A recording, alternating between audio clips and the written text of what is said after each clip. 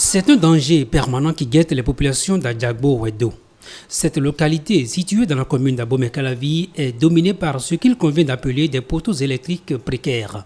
Il s'agit de bois implantés le long des rues par les populations pour importer le courant de la maison d'un voisin. Il arrive souvent que dans une zone, plusieurs se livrent à cette pratique rien que pour avoir ne serait-ce qu'une prise ou une ampoule dans leur chambre.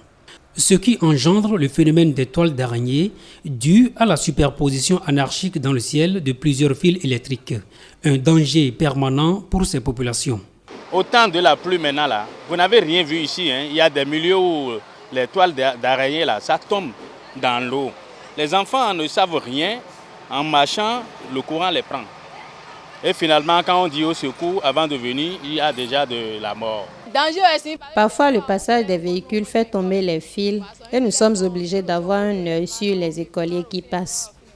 À l'origine de cette situation, la poussée démographique.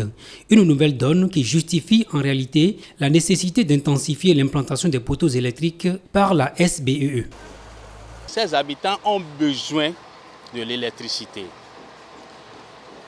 Mais comme il n'y avait pas de poteaux un peu partout dans le milieu, ces derniers sont obligés de prendre courant auprès de quelqu'un d'autre et tirer.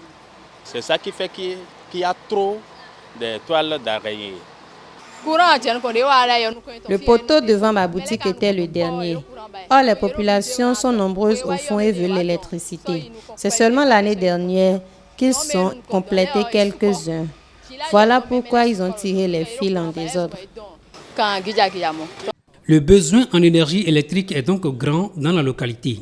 Dame Dossou dénonce les hommes politiques qui, à chaque élection, surfent sur cette situation pour avoir les suffrages des populations. Ils nous disent, si vous votez pour nous, nous allons urbaniser toute la zone.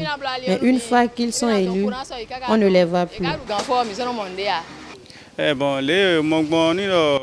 Si le gouvernement peut nous aider à avoir également des lampadaires, ça nous arrangerait car on en a vraiment besoin.